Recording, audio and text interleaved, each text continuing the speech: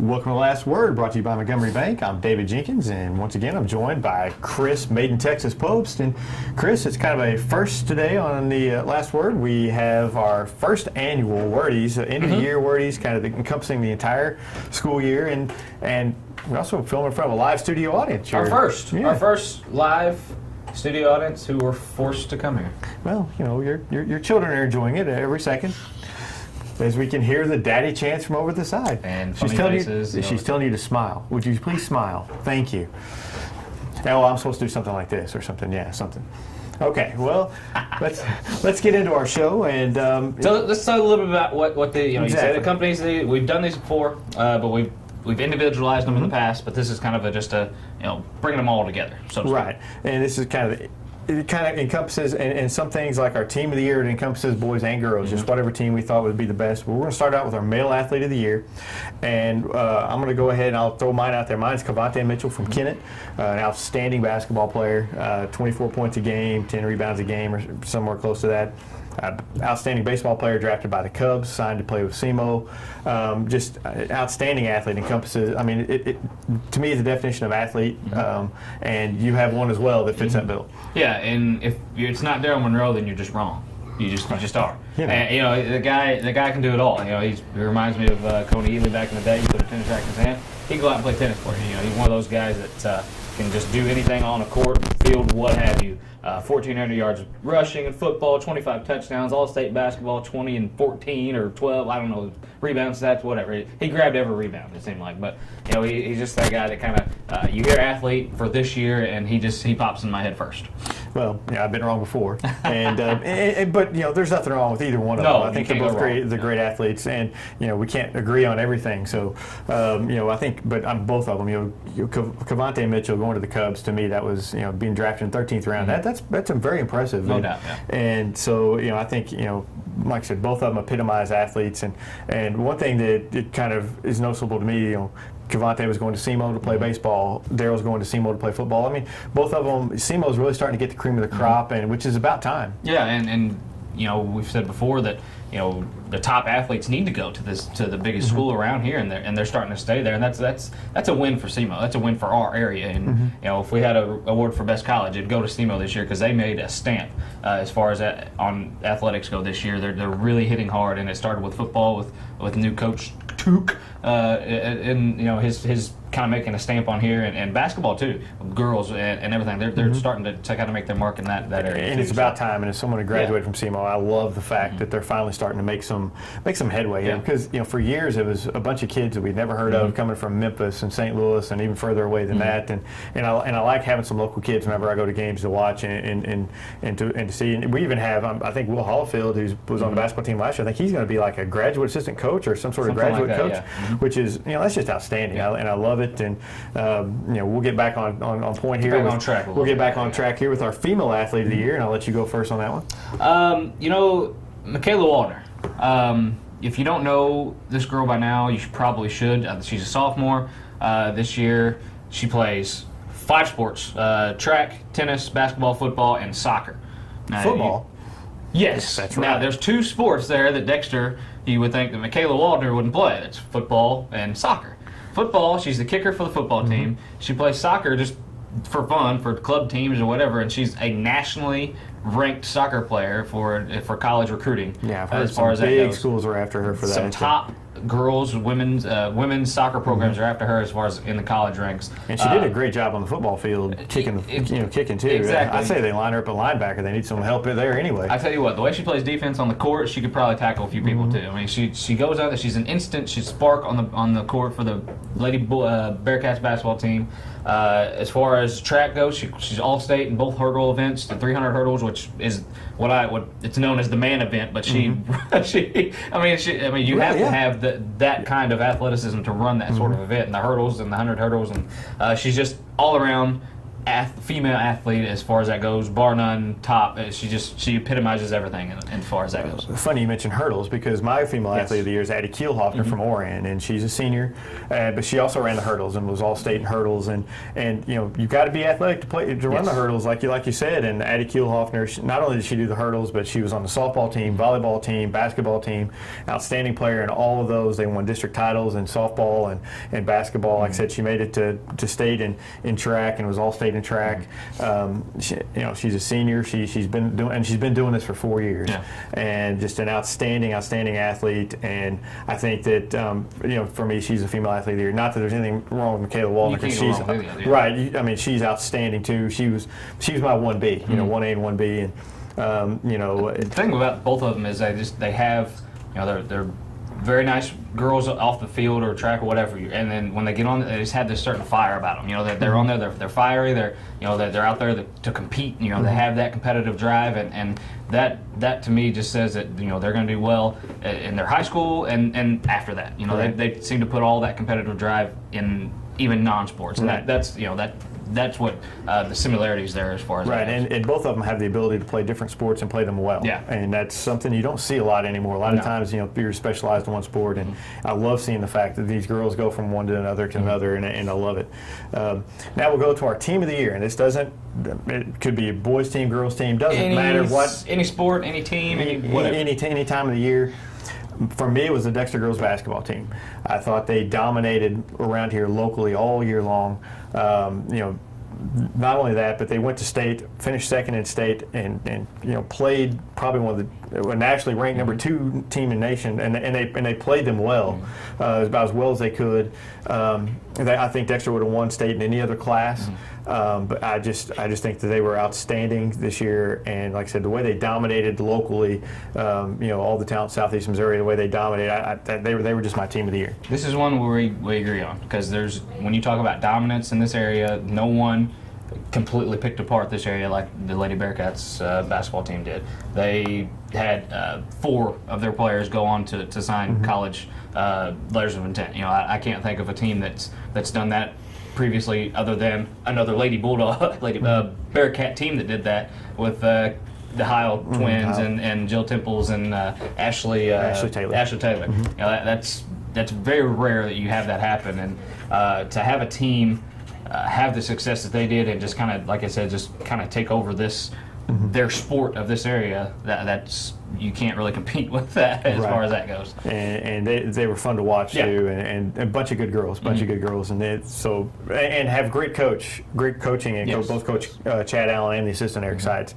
They do an outstanding job there, and they have it rolling. And I've heard from people that at the Rib City that they won just this last weekend, that they're looking to be very good again next year, even with a whole new crop of players. So it's good. It's fun to watch them, and being a graduate of Dexter, that's always a plus too. I was going to bring up your alma mater. I don't get to bring them up a whole lot when it's positive. True. So very true. Not a lot of positives from your almas. Let's go to some more positive, and we're going to talk about the best fans. Yes. And I'll let you go ahead and go first. Best fans. This one's kind of a tough one for me, but as far as fan support and just being behind your team, I kind of got to go with Sykeston on this one. They travel the best. With their team, we're not just talking about student fans. We're talking about we're talking across about the board. Across the board. Because I start to say, if we're going to talk about bleacher bones, we've had a little problem with the bleacher bones before the past, but student fans, they're front running fans. They're going to show up they're front runners. So you can't really fault them for that. But the whole fan base of Sykeston Athletics has always been behind their teams, it seems like, and they're good teams. Now we'll say that, but even some of the lower sports, it doesn't really get a lot of publicity or whatever or have you. They really do travel well with them. They really stand behind them, and the Booster Club's always doing something with athletics and T-shirts and memorabilia and stuff like that. It's just they have a very and kids, they love to play for that, and they get excitement from that, and Sykeston does probably the best job in my mind than any other school does. Sykeston has the best booster club in Southeast Missouri, bar none, and there's not even anybody that's in the ballpark, in my opinion. For my best fans, though, I'm going to go with Chaffee. Another good one. Went to some Chaffee football games this year, and the bleachers were packed. And granted, they were winning and they were having a good season, but the fans were out there and cheering, and they support. And went to some basketball games, and they're supportive. They're not down on the team screaming it. We see a lot of fans who sit there and they'll scream, why aren't you playing man to man? Why aren't you doing this? Why aren't you doing that? They're screaming on, and but I never heard that in any of the Chaffee baseball the same way. They follow the team, they cheer, they support them. I think it's from the administration down where they get that, and I think Chaffee has the best fans, and that's just my. Hey, when you talk about it, like you said, it kind of starts from the top. They get behind their team and they cheer them no matter what. They're not worried about X's and O's on the field or whatever. They get behind them and they cheer them, win, loss, whatever. That's what a fan's supposed to do. And Chaffee and I believe Sykeston does that better than anybody. Right, and you hear a lot of local schools, and even Sykeston to some extent, saying, "Hey, we got to get rid of this coach. We got to get rid of that." I've never once heard that from Chaffee. Never, even when they were down for years of playing football and stuff, I've never heard, "Hey, well, we got to get rid of this coach. We got to get rid of that coach." Chaffee, they stand by their coaches, they support them, and they support the programs, and I think they need some recognition for that, and that's fans. Speaking of coaches and supporting and being behind them, we have our best all-around coach, I guess we could call it. Mine is Brian Horrell from Chaffee. He led Chaffee to probably, outside of maybe Notre Dame, the best regular season this year in baseball. Had a kind of a demoralizing way to end their year. I will give him that. But he's also a coordinator for the football team, who probably was one of the best football teams around here for this year. And the thing that we've both seen from Horrell is that he always coaches. And he always, in any situation, any instance of what happens, he is always there teaching kids and teaching them that situation, and always giving positive reinforcement.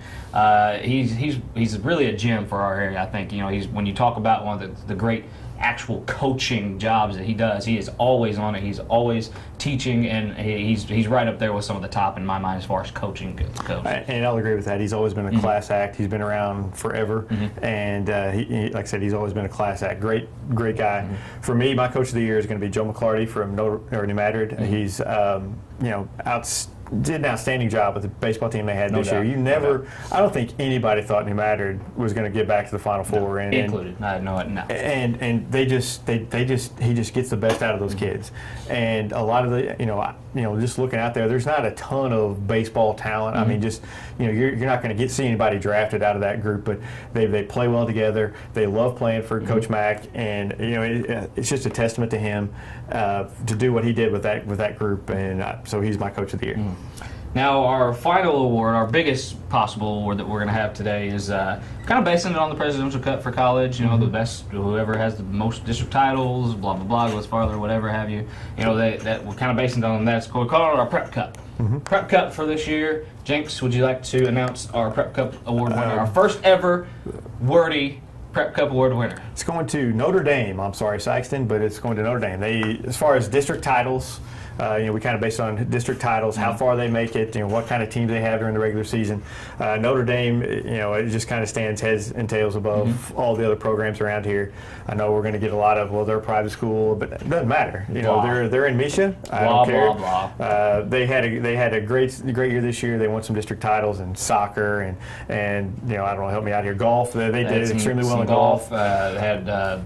What was it? Some tennis. They tennis were good. They played well in tennis. We had I don't know. We had a list. We had a list, but we're not that prepared. Trust us. They had like 4 district titles. Yeah, they won some. They won 4 district titles. They won baseball, obviously. That they were just knocked out by Westminster. And then ended up handling everybody after Notre Dame. So, just they have great programs, and not only that, but they're competitive in every single thing they do. They're always competitive. There's never, even when they have down years, they're a team to be reckoned with at district time, and this year was no different. And so, they're our Prep Cup winners for the first time ever. First ever award winners for that, and like I echo your sentiments as far as that. They always seem to be in the running, no matter what, and they're one of our top schools as far as academics go and athletics go. So, they definitely had the best athletic year for this year as well. So, there you have it. And again, that's from the top down. You know, Yeah, athletic, you know, from their administration and their athletic director is Coach Hale, which we've known for years, and they just do a terrific job. They have great coaches, and they're nice. You know, they're easy to get along with, and we as in the media we love that too. Yes. So we like getting along with, and free merchandise. We like all that. So congratulations to all of our winners. We hopefully we'll have wordies for years to come. We'll see. Let's see. You know, as long as Charlie's here to keep filming it, you know, as long as he can afford his camera, you know, that's all we care about. You know. And I don't hear any cheering from our live studio audience. I saw a lot of yawning. No, they're yawning and they're looking out the window. We're looking out windows and I mean, we're not you're not going to clap for us. No clapping. Playing their video games. No, they don't care. She did care. Now she's. Yeah, we bored her, we bored you, so window blinds are now more interesting than us. Yeah, so Charlie's back there behind the camera yawning as well. So it's time for us to sign off. It's time for us to go. We'll see you next week. We're going to talk some. Please don't sing. I'm a good singer. No, I can sing. Oh yes, I am. No. Oh, Crossroads Church in Jackson can tell you different. Oh yeah. Well, we're gonna sign off now. We'll talk some summer baseball next week. Yes, we'll also talk some Cardinal baseball, and we'll get into the baseball side of things next week. So summer is here, as it is hot as can be in this room right now, which is why I'm not wearing my jacket. So we'll see you guys next week on The Last Word.